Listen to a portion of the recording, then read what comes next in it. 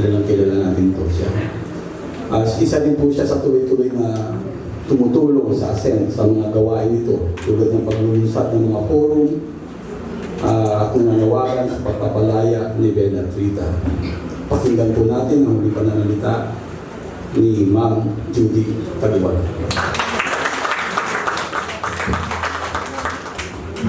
Thank you. Huwag na natin patagalin ito dahil iba sa inyo papunta pa sa UP para sa salubungan ng mga magsasaka. At I'm sure si Ben at si Rita ay gustong matiyak na pagpupunta ay dapat pupunta. Pangalawang pakikilaho ko na ito sa pagtitipon para palayain si Ben at si Rita. Nung una ay bago tayo nakulong lahat dahil sa lockdown, sa militaristang tugon sa COVID-19 pandemic, October 19 din, 2019, nang nagdao sa ASEN ng forum ng panawagan ay unjust, di makatarungan. Ginawa ito sa St. Teresa's at doon tinalakay ano ba ang mga development workers. Malinaw na iniugnay ang danas ni Rita at ni Ben sa dahilan matapat, mahusay at magaling na mga development workers sina Rita na walang pag-iipon na maglingkod sa sangkainan.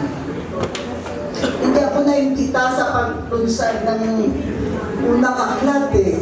Ang ganda ng title, di ba? Pandayan at paninindigan, pagbisita ng mga tula ng pakikibaka. Dahil ito, I think, sa mga kwento ng mga kamag-anak ni Rita, sa mga sulat nila, ang bilangguan ay nagiging pandayan. At tuloy ang pakikibaka ngayon sa larangan ng pagtitiyak ng kagalingan ng mga kapwa bilanggong politikal ay matutugunan. At matagumpay na nagawa nila ito dahil hasang-hasa sila sa mga prinsipyo at pamamaraan ng paglilingkod sa bayan. Yung iniram ko ito sa kay Omen si Professor Omen. Kasi talagang pansin, ano ang ining at labuyo? Alam niyo na ba? Huwag niyo na sabihin, alam niyo ba? So binasa ko, ito pala ang mga magulang. Walang nagsabi kanina. Si Ining ang nanay, dahil 10 years younger siya, sa napangasawa niya na tatay, na ang pangalan naman ay si Labuyo dahil daw maliksik kumilos. Hindi daw ito siling labuyo. Hindi yung wild na ano.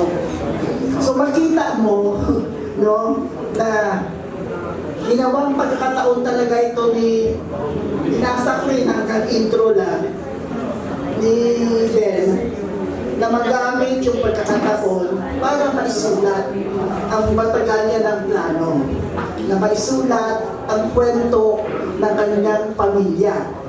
At katulad sa mga nakasanayang pagsusuri, it's not just about us. It's about the context. Kaya nga magandang nabanggit, paano nabago ang buhay nila, mga maliliit na mga negosyante sa pagpasok ng mga dambuhalang mga negosyante, supermarkets. Hindi ko pa napabasa actually.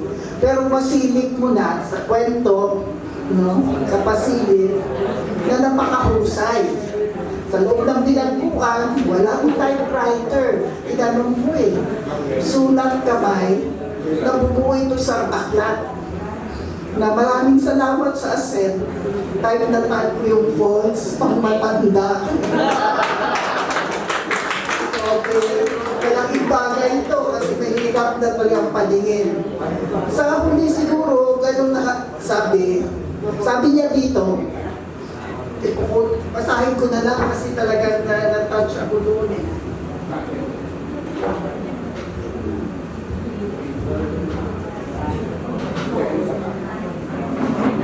Intro niya ito. Ito siguro ang diwa na nagpapatuloy sa pasasalamat niya. Bago bago pa man ako nakulong, ay nakahanda ng aking isipan sa matagalang pagkakulong kung sakaling mapasamay ako ng estado. Yung ganoong diwa ng panindigan, ang diwa ng pakikibaka ay dala-dala ni Ben at ni Rita.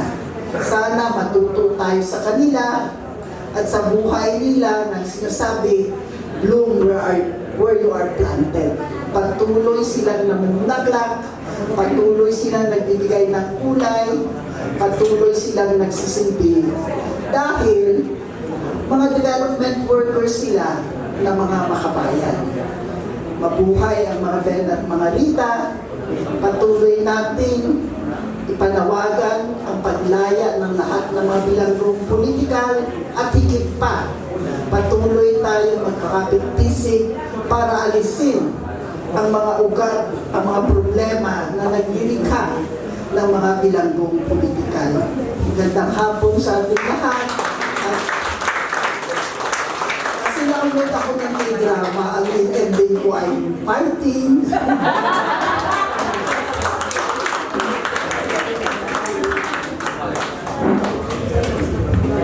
Maraming po salamat kay Ma'am Judy Tagiwalo. Talaga. Ayun po, patapos na po tayo eh. Kapit lang po tayo. Konti na lang. Kaya, ayun, naghihintay na po yung huling na awit na magbibigay. Pero pagkatapos po nito, meron pa po, konting photographs lang po, no? Maganda kasi meron tayong dokumentasyon, no? Yung makasaysayang event na to. Bago lahat, magpapasalamat po kami sa mga tubalo. Sa SSD, Synergy for Sustainable Development, nandun po sila. Mula sa Linangan ng Kulturang Pilipino, pasalamat po tayo sa ASEL, sa CELDA, sa SIBAT, sa RGS, no? Sa Masipag, sa Masay, sa Sandiwa, sa IFI, sa Kilioy Family, sa Espinosa Family, sa Silobrinian, pasensya na po, Silobrinian Sisters. Ay, Scalabrinian, sorry po, medyo wala ko sa lamang po. Order of Carmelites, CCNCI, PNLSP, Bagong Alyansa Mga Bayan, CBRC, UMA, Justicia, EBF, UP, AHW, Griselda, EQ Boys, FQS Movement, Sandugo, Katribo, Panagiusa, Anawi Mission, Ecumenical Bishops Forum, Kapatid. At siyempre, masalamatan din natin ang nag-provide ng venue, ang NCC. Maraming salamat po sa mga nabanggit na lahat ng dumalo, tumulong, sumuporta at patuloy na sumusuporta po sa pakikibakan nila Benedict at lahat ng mga bilanggong politikal. At para sa huling awitin, tinatawagan po natin ulit ang People's Choir. Mamaya po, meron pong photo-ops, tapos yung pagdamutan. Pero yun nga, magsalo-salo po tayo doon sa mga, kasi yun po naririnig ko ng bata ko. Magsasalo-salo po tayo sa pagkain na nandiyan dyan. Pasensya na po, medyo lumamig na, no? Pero yan po ay ambag ng mga sumusuporta sa mga bilanggong politikal. Pasensya na po kung mayroong hindi nyo man matikman lahat. Pero tiyak may matitikman kayo dyan. Maraming pong merienda, kaya huwag po muna kayo naayos.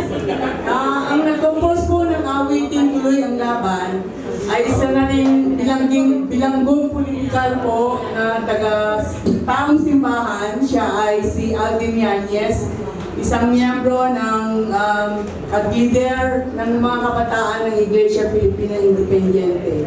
Yung ginagawa ni Mala, Nax, at ni Ben ay ginagawa na rin ni Aldin, yung kanyang salamuha, but at the same time taking the advantage to also share some wisdom na galing po sa kanyang family ng